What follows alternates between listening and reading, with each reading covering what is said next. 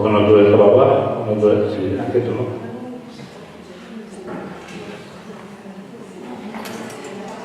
Ok, perfetto. Così è già meglio.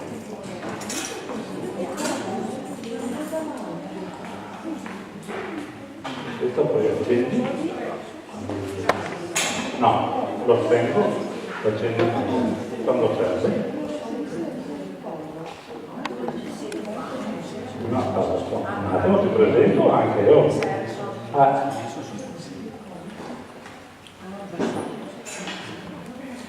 Intanto quelli che siamo. Scusa se non ti avevo salutato prima.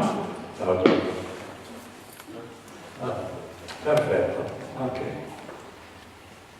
Allora, c'era una mia amica che diceva meglio pochi in auguri, ne passiamo solo pochi per adesso. Dopo non so se siamo buoni, per adesso quello che vedo è pochi. Va bene. Oggi il gruppo ufologico del Veneto, insieme agli amici del Teatro di Pove, ad altre organizzazioni, infatti qui nella locandina sono messi, eccoli qua, insieme un attimo, perché io non è che conosco tanto bene gli altri. No, qui non l'abbiamo neanche messa la vostra. Va bene, anzi niente, non c'è. Associazione Arcobaleno, sì che c'è. È la tua associazione Arcobaleno? Arcobaleno 7, siamo dimenticati di mettere il 7. Lei è Letizia Dotti, che ha scritto un libro, secondo me, meraviglioso. È una contattista, anzi una medium.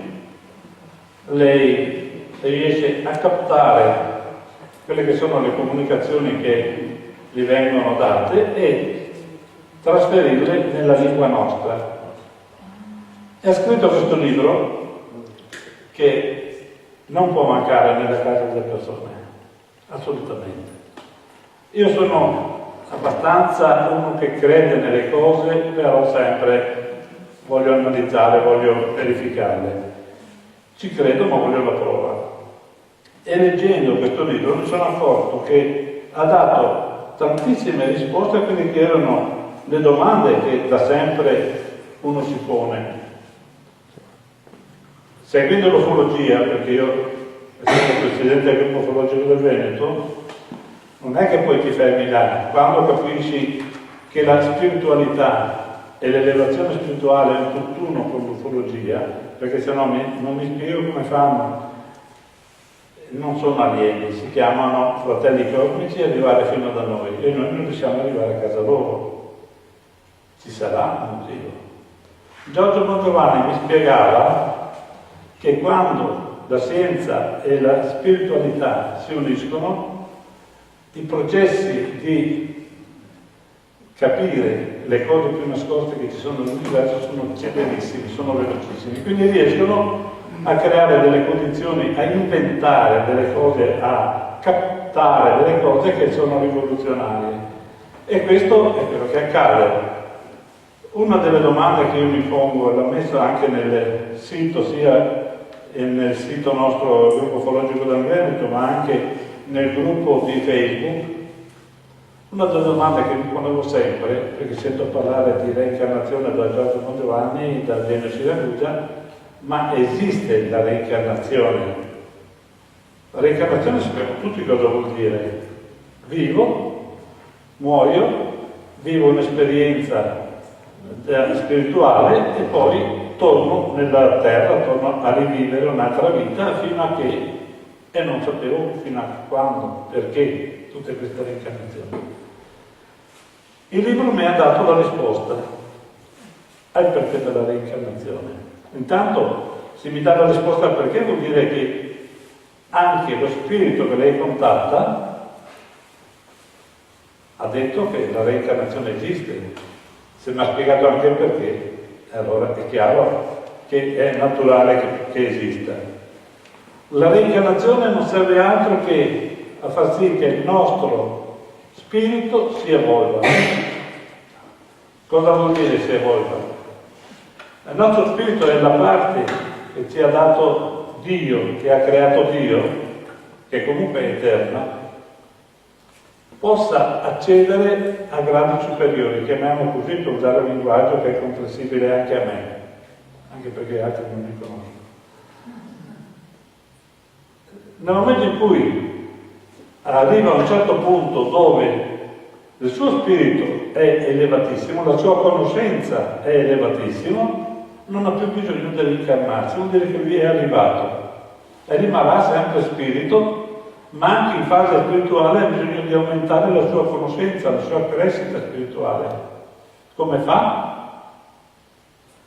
Informandosi, elevandosi ulteriormente da spirito, neospirito, a spirito che mano a mano diventa adulto, come quelli che vanno, noi bambini piccoli andiamo all'asilo per imparare l'ABC, anzi le aste, i punti, alle scuole elementari l'ABC, e poi ci accorgiamo, quando facciamo le scuole superiori, anzi quando fate, perché io non ho fatto scuole superiori, ho fatto solo la terza, chiamiamola la terza ginnasio, quanto sono ignorante, quante cose che non conoscono.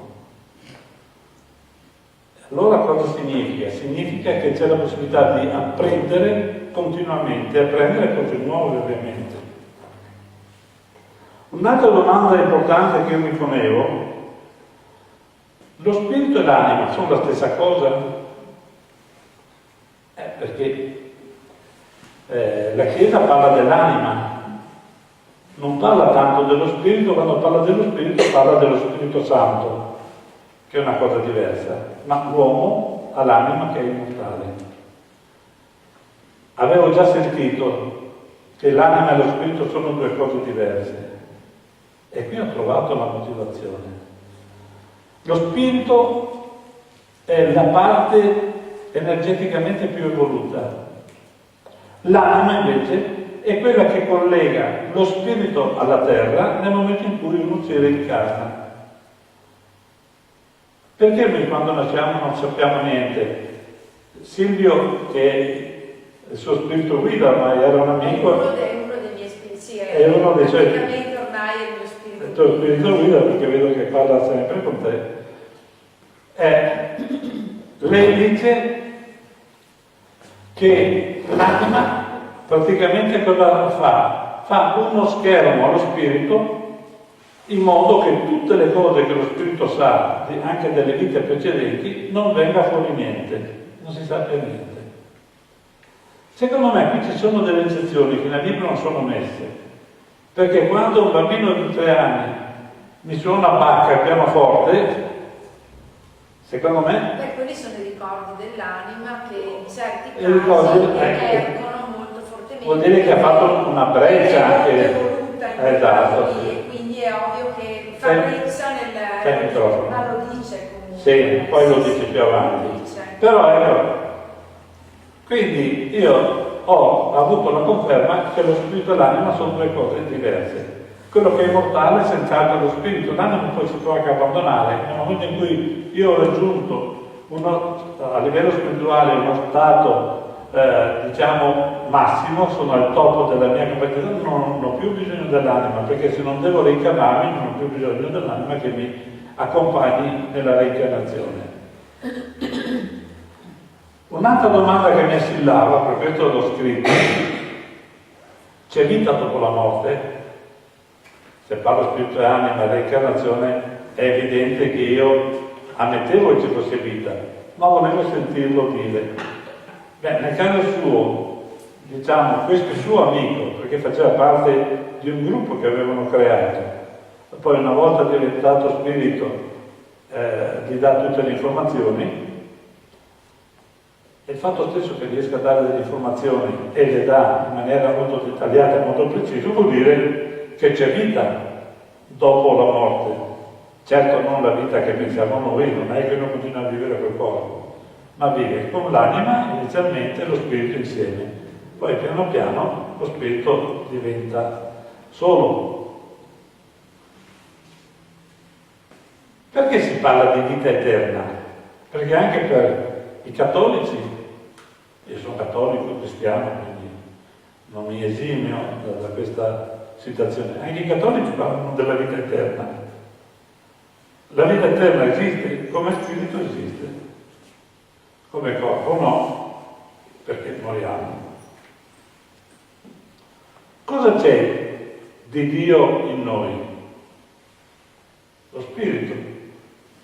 È quello che Dio ci ha dato all'inizio ed è la parte importante della nostra esistenza a cui dobbiamo mirare a elevarla il più possibile, perché più la eleviamo e più lo Spirito raggiunge quello che è la tranquillità, la serenità, la gioia di vivere. Perché tanto di là, io non so se giocano a carte o cosa fanno, ma non credo, perché sono sempre alla ricerca di cose nuove, almeno così Silvio nel libro lo dice, sempre in ricerca di andare a visitare altri pianeti. In un passaggio parla anche che era andato a vedere il Sole, per l'energia del Sole. L'energia del Sole è un'energia molto importante che dà la vita a tutti, diciamo, i pianeti del Sistema Solare. Quindi vuol dire che quella è un'energia buona. Certo, se noi non avessimo lo schermo dell'atmosfera non sarebbe tanto buona, perché i raggi gamma e i raggi delta ci procurerebbero certamente qualche piccolo problema. Un'altra cosa, l'evoluzione spirituale è uguale sia per chi è rispettoso delle leggi di Dio e per chi non lo è? Perché io dico, nel momento in cui si è spirito, si vuole reincarnarsi, lo spirito sa a cosa va incontro. Poi lo spirito viene sentito dall'anima, l'anima quando non prende corpo non fa più passare quelle che sono le informazioni che ha lo spirito. Ma allora dico, perché uno deve reincarnarsi in un corpo menomato magari? Perché uno deve reincarnarsi e diventare Nerone o diventare Hitler? Perché se lo sapeva come spirito che la sua strada sarebbe stata questa, perché poi volevo che mi dia una risposta, perché adesso mi è venuto in mente, finché parlavo, ho bisogno di una risposta da te. Il percorso della nostra vita o il libero arbitrio è deciso da noi o da altre entità? Cos'è il libero arbitrio? Io faccio quello che voglio. Posso decidere di fare una cosa e arrivato sul punto di farla, posso non farla più, perché tanto faccio quello che voglio. Questo dovrebbe essere il libero arbitrio. Leggendo il libro invece ho capito che il libero arbitrio di fatti non esiste. Non c'è. Perché noi quando ci incamminiamo nel nuovo percorso di vita terrena, a quel punto lì sappiamo da spirito cosa dovrà fare quel corpo lì, per cui quel corpo farà solo quello che gli è stato detto di fare. Quindi è un falso libero arbitrio. Noi siamo in qualche modo portati a collegare le nostre azioni all'imprimato che ci ha dato lo spirito. E questo accade quando uno vive. Questo viene detto da Silvio e credo che quello che Silvio dice è molto interessante. Però a me interessava tantissimo sapere altre 2 o 3 cose e le ho trovate anche queste altre 2 o 3 cose. Una di queste è, siccome ho un amico che scrive sul mio gruppo su Facebook, che è il gruppo ufologico del Veneto, ho messo lo stesso nome del sito, diceva che a settembre ci doveva essere una catastrofe enorme. Ogni tanto ci sono i testimoni che vengono da Genova e qui che vengono dalla Puglia che parlano di fine del mondo. C'è sempre qualcosa che accade che deve portare. Adesso abbiamo a governare il nostro mondo 2 pazzi, uno è in America e uno è in Corea del Nord, basta che premono il bottone dell'invio nucleare e abbiamo fatto pace e patta con tutti, no? Ed era una preoccupazione sapere, cioè io non so quanto vivrò ancora perché ho la mia età, anche a me. E preferisco averla, perché se non l'avessi vuol dire che sarei già morto giovane, quindi sono felice di avere la mia età, adesso non dico altro. Però la Terra è destinata a scoppiare, perché gli scienziati dicono che c'è un ammasso enorme, anzi un masso proprio enorme, che sta andando contro il pianeta Terra, che questo, se dovesse succedere, determinerebbe la morte di tutta quanta la vita che esiste sul nostro pianeta, quindi uomini compresi, animali compresi, alberi compresi, tutto quanto. Sai, la paura fa 90, ma ti viene da chiedere, ma è possibile che accada? Se c'è uno scoppio nucleare, se c'è questo oggetto che è grande quanto la Luna, che viene un po' più piccolo della Luna, che viene contro la Terra, ci sarà qualcosa che accadrà, no? E Silvio dice che la Terra è destinata agli spiriti per evolversi, quindi per aumentare quella che è la loro conoscenza. Per evolversi gli spiriti hanno bisogno di reincarnarsi continuamente, almeno 30, 40, 50. Poi ci sono degli spiriti che riescono con 10 incarnazioni ad assumere già un livello molto elevato, ma questi sono degli spiriti eletti, non è che è facile che tutti possiamo essere così. Lui dice che la Terra non può essere distrutta perché è il punto di passaggio di tutti gli spiriti che sulla Terra hanno abitato e abiteranno. Quindi la reincarnazione sarà sempre continua. Fa sorgere altre domande, però le altre domande poi le ponete a chi ha redatto questo bellissimo libro. Leggiamo qualche passaggio che mi sono segnato. Ecco, siccome io seguo l'ufologia, sono andato in cerca di cosa? La vita in altri pianeti, ovviamente. È la tua materia. È la mia materia. Allora, desiderano sapere i miei amici come sono la politica e la struttura sociale in quel pianeta di cui ci hai parlato, il pianeta X, che avevamo già parlato in precedenza. Sì, certo, è tutto diverso dalla Terra. La politica intesa come da voi non c'è, perché hanno superato quella fase. Nel nostro paese, nel nostro mondo, la politica è fatta da chi? Da opportunisti, da ladri, delinquenti, gente che non è in galera perché si sono fatti le leggi per non andarci, eccetera. La politica è un problema di impostazione dei programmi di governo. Si può dire che esiste sul pianeta in questione un tipo di evoluzione che li mette tutti d'accordo. Quando è tutti d'accordo non c'è bisogno che ci sia la minoranza e la maggioranza. Se tutti sono d'accordo su una scelta da fare, è chiaro che non c'è bisogno. Non esiste alcun contrasto e il governo è pressoché unico. Non essendoci bisogno di decidere nulla, poiché questi esseri sentono dentro di sé la giustizia e soprattutto la intendono tutti nello stesso modo, perché sono evoluti, non hanno più le bassezze di noi, che siamo umani. Io dico, stiamo diventando sempre più umanoidi, però più che umani, perché il livello che stiamo toccando in quest'ultimo tempo è tremendo.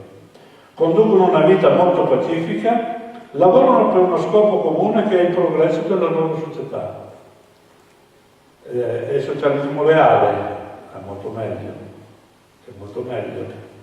perché qui tutti sono d'accordo a progredire insieme. Qui non c'è più il ricco ricchissimo Aga Khan e Aga Gatto, ma non c'è più neanche il pezzente che vive sui ponti. Tutti si evolvono a livello sociale in maniera uguale. Non c'è chi non ha niente da mangiare, da mettere sotto i denti, e chi come me invece che mangia anche il menù, non solo.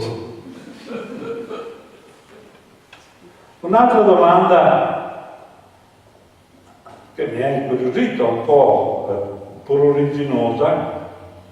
Caro Silvio, vorrei sapere come vivono l'amore e come si riproducono in quel pianeta che mi stai descrivendo. Come si svagano, come vivono l'amicizia, come sono le loro dimore, eccetera. Domande curiose che facevi, questo si mette in difficoltà sempre, invece lui tranquillamente dice, come già ti ho anticipato in una precedente comunicazione, io posso seguirti come uno spirito guidava niente. Ok, veniamo a noi. Certo che la vita nel pianeta X, prima dice lei che lo seguirà sempre, che basta che lei lo pensi e lui arriva, perché lui è pensiero, lui è spirito, quindi non ha difficoltà. E ora veniamo a noi. Certo che la vita nel pianeta X, chiamiamolo così per dargli un nome, è molto diversa da quella della nostra terra. Esistono anche lì i rapporti interpersonali e l'amore è sempre più assimilabile a quello spirituale. Si svolge su piani di affinità, di idee e si fonda su progetti reciproci che portano gli esseri a sviluppare nuove conoscenze, ad accrescere la loro evoluzione. È un concetto di amore che si avvicina molto alla fratellanza, a quello che il Cristo aveva portato, ossia alla vera cristianità, alla condivisione delle idee e della progettualità per portare questi esseri al continuo superamento di se stessi attraverso un costruttivo dialogo sempre di tipo telepatico. Anche questa è stata anche per me una scoperta interessante. Infatti, facevi delle domande, poi hai anche un gruppo che ti aiuta a fare domande. Certo. E anche questo... Sono aperte a tutti quelli che vogliono fare domande, perché esatto. per scrivere ho bisogno di spunti. Esatto. Un'altra domanda che avevi fatto: senti Silvio, vorrei chiederti se possiamo avere prove tangibili sull'esistenza di questi esseri e se, come chiede il tuo amico, potremmo addirittura incontrarli.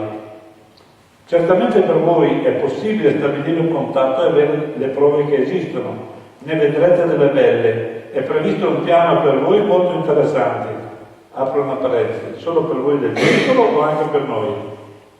No, intendeva me e noi del ok, probabilmente anche quello che ci ha portati qui, penso, non so, perché poi io mi sono aperta da lì, come ti dicevo, agli interessi sull'ufologia, perché prima non ricercavo in particolare questo, è un'altra ricerca la nostra. Ok. Certamente per voi è possibile stabilire un contatto e avere le prove che esistono. Questi esseri sono assolutamente contattabili per via telepatica e sono felici di comunicare con coloro che hanno la possibilità di udirli e di capirli. Evidentemente la telepatia non è una cosa che si compra al mercato, al supermercato, è una cosa che si acquisisce, quindi una crescita anche di spirituale. Come ti ho già detto, per loro è normalissimo avere contatti telepatici, in quanto questa è la loro modalità di comunicazione, quindi la telepatia. Ma anche gli esseri di altri pianeti, anche loro comunicano con noi attraverso la telepatia. Perché altrimenti, se noi parliamo inglese, francese, italiano, cinese, russo, vorrei vederli.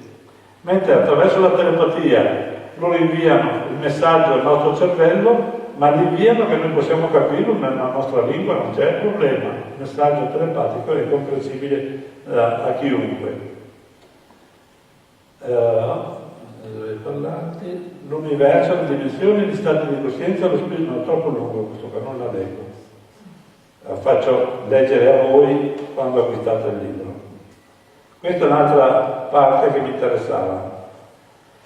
Per condurre le mie risposte alle domande del caro amico G, posso dire che nell'affrontare la vita umana bisogna cercare di raggiungere l'obiettivo del programma di quell'incarnazione. Quindi quando uno si incarna, quando uno spirito si incarna, ha un programma che deve attuare nella vita. Poiché non sapete tale programma, essendo caduti nell'oblio del vostro corpo, l'obiettivo deve essere quello di avere una vita il più possibile attiva, cercando di partecipare alle vostre esperienze per poter portare alla fine della vita quel fardello pieno, che come dicevano i nostri maestri, e Stella che è un'altra, penso che già era il suo spirito guida. Era il suo spirito guida, esatto, nelle sue lezioni di magistrale sapienza. Nella conferenza che farà Letizia verranno dette cose fondamentali che noi stessi abbiamo dettato a lei medianicamente. Vuol dire che hai fatto un altro incontro? No, io faccio parecchie conferenze su questi argomenti e devo dire che le conferenze mi vengono dettate, poi io le faccio, insomma. Ok. Parli per interposta persona, capito? No, ma sono conoscenze che ormai ho fatto anche mie. Certo. A questo punto, che funzioni hanno gli extraterrestri? Hanno anche loro un compito per riportare l'ordine? Anche questa è una domanda che mi interessava, infatti ce l'ho sottolineata. Certamente sono degli operatori, gli esecutori materiali delle leggi universali in ottemperanza con il mondo spirituale, cioè, come vi ho già detto, se intendiamo per extraterrestri quegli esseri più evoluti di voi che possiedono una sorta di corpo fisico, possiamo dire che sono gli esecutori dei programmi spirituali fatti da spiriti che, non possedendo il corpo, non possono più agire sulla materia. Quindi il funzionamento delle leggi universali è opera di esseri spirituali con corpo fisico di energia meno densa, in quanto la densità energetica è commisurata all'evoluzione. Per spiegarlo cosa si capisce, no? Un'altra domanda che mi ha colpito, relativamente alle frange animiche. Quali sono le frange animiche? Dei pezzi di anima che si perde. Ossia, a quei brandelli di anima che restano agli spiriti sempre più evoluti, perché poi quando uno spirito è evoluto, diciamo, lascia l'anima, non gli serve più per incarnarsi, quindi lascia, e si creano questi brandelli animici.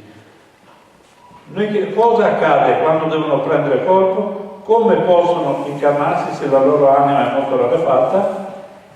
La risposta è che comunque nel momento in cui prendono corpo l'anima si ricongiunge nella sua interezza e quindi la aiuta a collegarsi col nostro pianeta.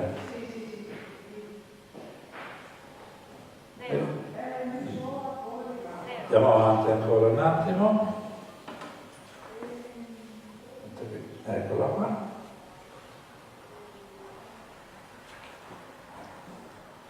I cerchi sul grano. Guarda caso, parliamo dei cerchi sul grano. Cosa sono?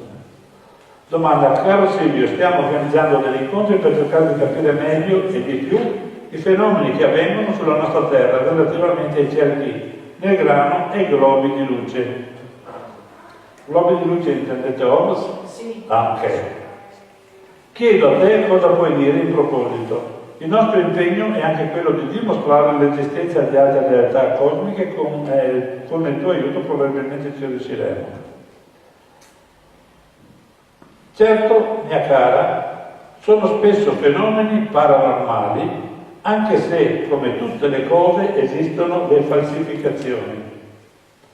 Nel libro che ho scritto, che ti ho anche regalato, dico che anche cerchi sul grano altamente sofisticati possono essere fatti dall'uomo.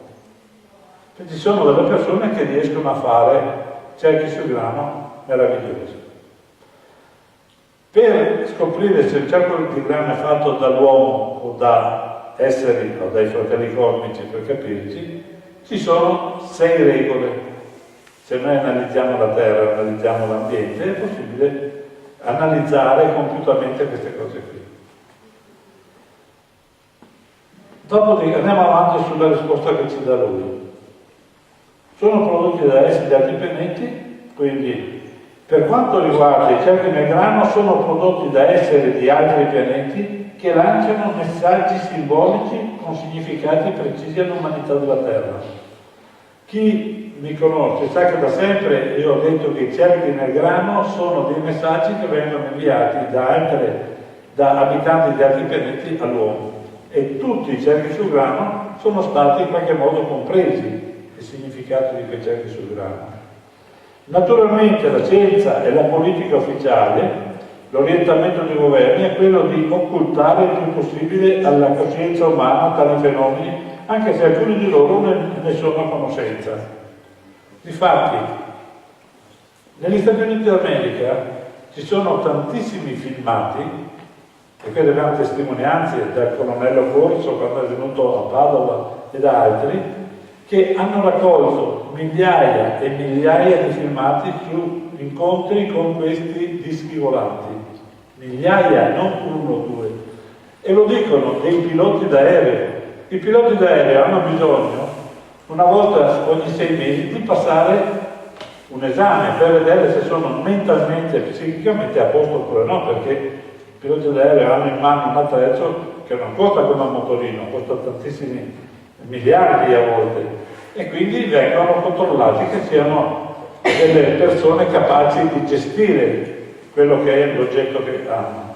E quando questi parlano che ci sono dischi volanti, non è che sono dischi volanti dicendo che sono dischi 45 giri, no, sono proprio oggetti volanti non identificati, è inutile girarci attorno. Solo che i governi omettono di pubblicare queste conoscenze. In Francia ci hanno permesso 5 anni fa di venire a conoscenza di parecchi di questi, queste cose nascoste dal Ministero dell'Aviazione americana, al Ministero della Difesa.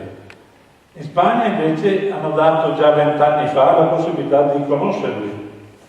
Giorgio Bongiovanni è andato in Russia e ha portato a casa tantissimo materiale dello Stato Maggiore perché Gorbaciov gli ha permesso di avere quel materiale lì e quindi ha contattato i più alti in grado dell'esercito, dell'aeronautica, eccetera, compresi collegamenti fatti direttamente con astronauti che erano in giro, giravano attorno alla Terra, e ha avuto delle conversazioni molto molto interessanti. L'ultima cosa, e poi do la parola anche a lei che aggiungerà quello che deve aggiungere, l'attenzione degli extraterrestri verso il pianeta Terra, ecco qua, lo leggo tutto così. Eccomi mia cara, da tempo desidero comunicare con te. Di tutto quello che si dice tra gli esseri umani ben poco è vero. Bugiardi, anche lui ci sono dei bugiardi proprio fantastici. Nel senso che l'evoluzione del pianeta Terra è ancora molto mediocre. La media evolutiva non ha superato la 10ª incarnazione, quindi 10ª incarnazione di spiriti che sono ancora, poco evoluti, ecco. Perché lui parla di 40 incarnazioni, dai 30 a 40, quindi alla 10ª incarnazione è poco. È vero che gli esseri degli altri pianeti comunicano con la Terra e il loro messaggio porta assistenza e protezione, ma non potendo annullare il libero arbitrio, non toglie né aggiunge nulla all'evoluzione media degli spiriti di questo pianeta. Quindi loro non possono intervenire sulla nostra capacità e volontà di agire, di fare delle cose. Noi abbiamo il diritto al libero arbitrio. Quindi anche questi esseri non possono intervenire a modificare la nostra volontà del libero arbitrio, perché è già stata programmata nel momento in cui abbiamo preso corpo. Il discorso collegato alla New Age è il salto evolutivo dovuto al problema tempo, poiché quei pochi spiriti evoluti che si trovano incarnati sulla Terra e fungono da messaggeri, da intermediari tra il loro mondo e il vostro, desiderano in qualche misura accelerare l'evoluzione. Ti confermo che l'evoluzione è comunque un processo lento che per vedere i primi risultati di rilievo sulla nostra Terra ci vorranno ancora almeno 200 anni. Quindi assisteremo insieme a questo cambiamento, In realtà quello che alcuni intravedono a breve termine avverrà, ma in un tempo molto più lungo. È vero invece che molte persone prendono e prenderanno coscienza della situazione del pianeta, che si troveranno dei rimedi, ma sono ancora fenomeni sporadici che non appartengono certamente alla massa, ma ad una minima percentuale di esseri umani. È anche altrettanto vero però, mia cara, che questi fratelli dell'infinito hanno impedito e impediranno grosse catastrofi, e questo al fine di preservare sia l'equilibrio planetario, perché ovviamente se dovesse scoppiare la Terra, tutto il sistema solare collasserebbe. Il sistema solare è collegato all'universo e quindi verrebbe messo in discussione un po' tutto. Quindi loro fanno anche questo, controllano che questo non accada. Ciò non toglie che l'evoluzione proceda, ma sempre in modo lento e sulla base dell'individuo singolo che, come vi abbiamo detto, non può influenzare la massa umana con evoluzione ancora mediocre. Quindi noi siamo in fase, siamo in cammino ancora lungo. Non è vero neanche il discorso dell'epoca storica si riferisce all'attuale momento evolutivo, poiché la Terra è legata a cicli evolutivi e periodi con evoluzione anche più alta della vostra, ci sono sempre stati questi cicli. Dovete pensare che la Terra, come altri pianeti che ospitano la vita, quindi riconferma che ci sono altri pianeti abitati ovviamente, è soggetta ai cosiddetti cicli evolutivi in quanto spiriti evoluti non si incarnano più e ne giungono sempre di nuovi. Pertanto, come al solito, c'è gente che parla perché ha la bocca, ma non sa quello che dice. I fratelli dell'infinito comunicano da secoli con la terra, certamente si parlano con uomini evoluti che li possono sentire e capire e portano messaggi di fratellanza e incoraggiamento, ma non di cambiamenti repentini o immediati, i quali esistono soltanto nelle menti di coloro che li desiderano, poiché sono stanchi di assistere allo squalido scenario del pianeta nel suo complesso. E abbiamo anche detto che questi desideri sono pienamente legittimi e comprensibili e sono legati al fatto che lo spirito evoluto sente la nostalgia del suo mondo e vorrebbe riprodurlo uguale anche sulla Terra, ma questo non può essere per quelle ragioni che vi abbiamo più volte spiegato. Come vi abbiamo detto, l'evoluzione avviene secondo la legge degli opposti e questo può succedere soltanto in un pianeta poco evoluto. Ormai l'avete scelto e ci dovete restare perché così stanno le cose. Quindi se noi dobbiamo continuamente reincarnarci finché non abbiamo raggiunto l'evoluzione corretta, significa che il pianeta non può scomparire.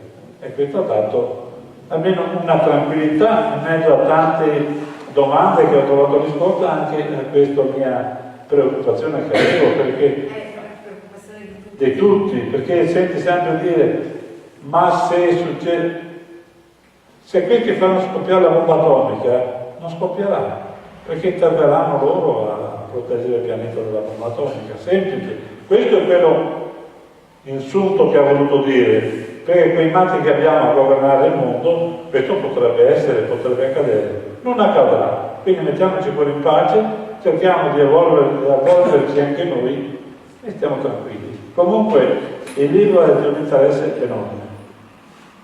Voi sapete che lì c'è il tavolino con i libri, non andate via senza acquistarlo, ve lo dico perché l'ho letto. E quindi la parola do a Letizia. Bene, io ringrazio tantissimo. Non hai alzato bene? bene. Aspetta, prova, parla.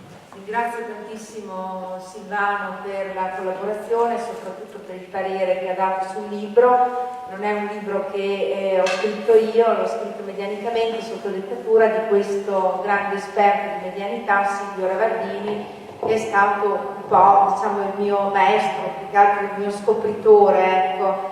Lui era un esperto di medianità che aveva assistito ai più grandi fenomeni, anche alla più grande medianità del Novecento, e aveva partecipato all'istituto del Cerchio Firenze 77, aveva partecipato all'istituto del CIP di Napoli in cui parlava l'entità, un famosissimo spirito di altissima evoluzione, da cui poi sono scaturiti anche dei libri, tra cui il più famoso è il rapporto dalla dimensione X, che ha fatto addirittura 13 edizioni, e questa, diciamo, poderosa entità ha tra l'altro, un po' come i maestri del Cerchio Firenze 77, trattato tutti i problemi più importanti esistenziali dell'uomo, dall'evoluzione alla reincarnazione, allo spirito, alla vita umana, alla funzione della vita umana e via discorrendo, tutti, insomma, diciamo, le problematiche che hanno afflitto l'uomo fin dall'antichità e a cui spesso non si dà risposta, alla morte, al trapasso, al motivo della vita, dell'incarnazione, eccetera. E diciamo che io ho incontrato questo grandissimo esperto nel 2011 e abbiamo collaborato per 4 anni, più che altro abbiamo fatto tantissimi esperimenti e lui ha dato, diciamo, un'impronta molto importante alla mia medianità. E dal nostro connubio, dal nostro lavoro di coppia sono nati questi 4 libri, anzi i primi 3 libri che abbiamo scritto proprio a 2 mani io e lui, e l'ultimo libro, questo qua, Un meraviglioso viaggio nell'universo, l'ho invece ricevuto io medianicamente dopo il suo trapasso.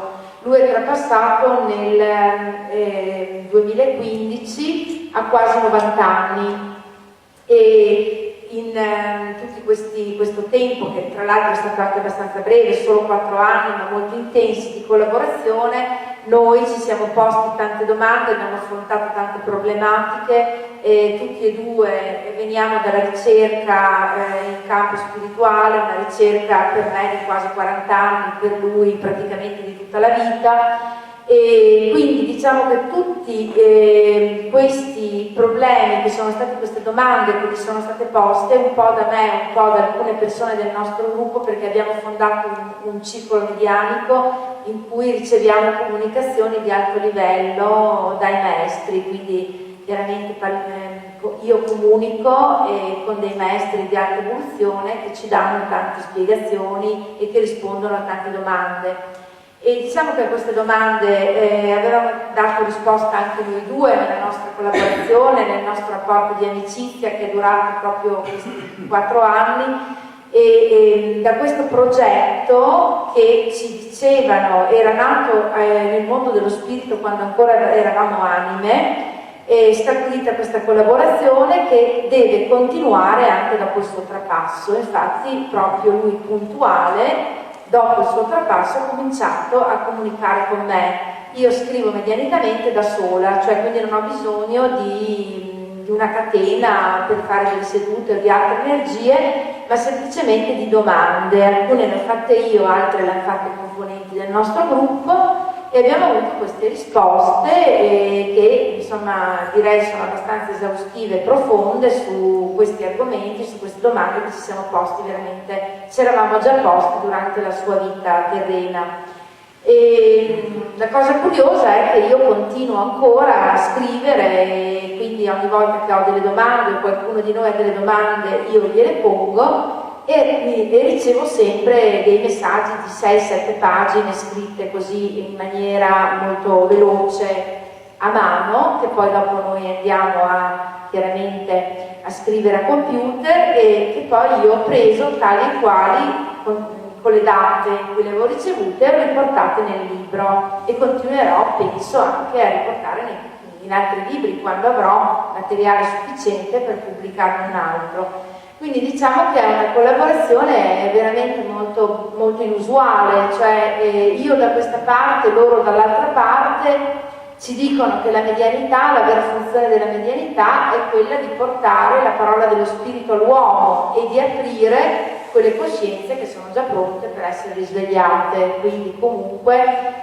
stiamo cercando di portare queste verità, questi messaggi a tutti quelli che sono pronti per recepirli.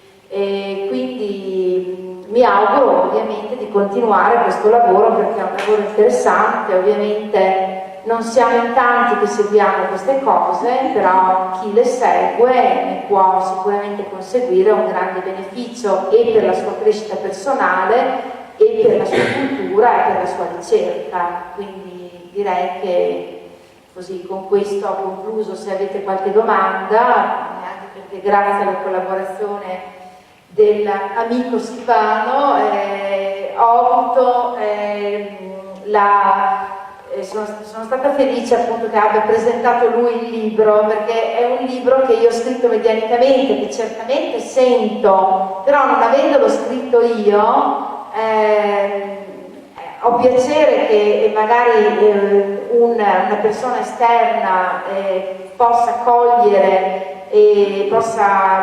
con interesse appunto alcuni passi del libro, che comunque hanno sorpreso anche tutti noi, perché quelli che sono stati letti poc'anzi, come per esempio l'ultimo che lui ha letto prima sul discorso della terra e della protezione di questi esseri sulla terra, diciamo che ha un po' rincuorato i nostri animi, anche perché da quello che vediamo non c'è tanto da stare allegri.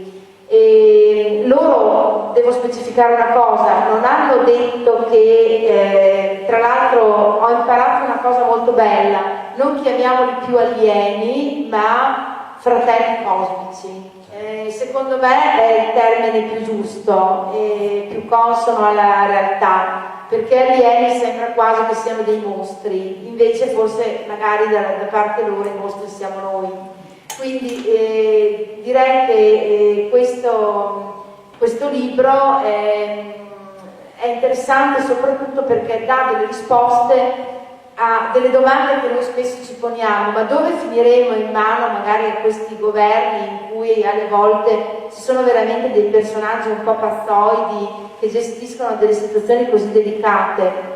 E lui dice: certo i nostri fratelli cosmici di evoluzione chiaramente più alta della nostra ci proteggono, ma non ci possono togliere il libero arbitrio, quindi attenzione, perché alcune zone della Terra sono ancora a rischio. Non è che loro abbiano così a cuore i nostri percorsi personali o individuali, loro hanno a cuore l'equilibrio del sistema planetario, il che è una cosa diversa. Cioè il sistema planetario coinvolge anche loro e del sistema planetario fa parte anche la Terra, quindi è evidente che loro faranno sempre in modo, come operatori dell'universo, di non alterare l'equilibrio di tutto il sistema. Quindi in questo caso appunto noi non credo che dovremmo assistere, sicuramente non nei prossimi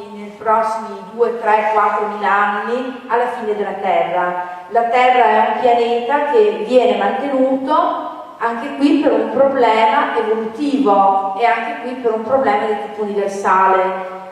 Non perché magari noi siamo i più belli, ma perché noi uomini, noi esseri umani, abbiamo scelto la Terra per il nostro percorso spirituale di evoluzione. Quindi questo pianeta deve essere mantenuto, anche se con tutte le incongruenze del caso, perché sicuramente catastrofi ce ne saranno ancora, come ce ne sono tra l'altro sempre state nel passato, ce ne saranno anche nel futuro, ma non la fine del mondo. Quindi bandiamo dalla circolazione tutte queste stupidissime chiacchiere che la Terra è sottoposta a delle altre forze o addirittura opera del maligno o quant'altro. Insomma, sicuramente non c'è nulla di tutto questo. La Terra fa parte di un equilibrio planetario e questo equilibrio non deve essere alterato, quindi gli esseri più evoluti di noi faranno in modo di evitare delle catastrofi. D'altra parte penso sia noto, soprattutto per chi si occupa di ufologia, che molti esseri appunto di altri pianeti hanno per esempio deviato delle testate missilistiche atomiche con gravissimo pericolo ovviamente per tutto il sistema planetario e interplanetario. Quindi diciamo che sono esseri protettivi, ma sino a un certo punto, perché poi il libero arbitrio deve essere comunque lasciato a chi evolve, perché ha diritto anche di sbagliare. Se c'è qualche domanda io sono disponibile. Ci sono domande, io passo col microfono per dare la possibilità a tutti. Un po' di curiosità, non ha messo l'intervento di Letizia a voi. Non siete curiosi di sapere qualcosa di più di quello che io e lei abbiamo detto? Avrete pure qualche domanda da fare. Renato, aspetta che vengo. No, ma parlo... Vabbè, tu hai la voce grossa, oltre il resto. Sono anche lui l'umorista. No, sostanzialmente la domanda che volevo farvi è questa. perché così si sente. Usiamo la tecnologia, Sì. Sì, vanno, sì. Pronto? Prova. Sì, si sente. Bravo. Allora, se ogni essere vivente ha uno spirito, visto che aumentiamo continuamente della popolazione, no? Quindi stiamo aumentando a ritmi incredibili, questi nuovi spiriti da dove arrivano? Ma loro dicono